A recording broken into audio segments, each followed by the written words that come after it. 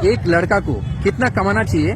According to my expenses, 5 lakhs per month. ফেসবুকে এই ভিডিওটা রিসেন্টলি ভাইরাল হয়েছে, যেখানে মেয়েগুলো বলছে তাদেরকে বিয়ে করতে গেলে একটা ছেলেকে মিনিমাম 5 থেকে 6 লাখ টাকা ইনকাম করতে হবে। অথচ খোঁজ নিলে দেখতে পাবেন যারা এই ডিমান্ডগুলো করছে তাদের মাসিক ইনকাম হয়তো 10-15 হাজার টাকার বেশি নয়। নিজের যোগ্যতা থাকুক না থাকুক, তারা কিন্তু বিয়ে করতে চায় কোনো ধনী পয়সাওয়ালা ব্যক্তিকে। এই পাপাকি পরীরা হয়তো জানে না যে মাসে 5 লাখ টাকা ইনকাম করতে গেলে একটা মানুষকে কোন লেভেলে যেতে হয়। তবু যদি তর্কের খাতিরে ধরে নেই এরা কেউ মাসে 2 লাখ টাকা, কেউ 5 লাখ টাকা খরচ করে, তাহলে সেটা নিজের টাকাই করুক। কিন্তু তা করবে কেন?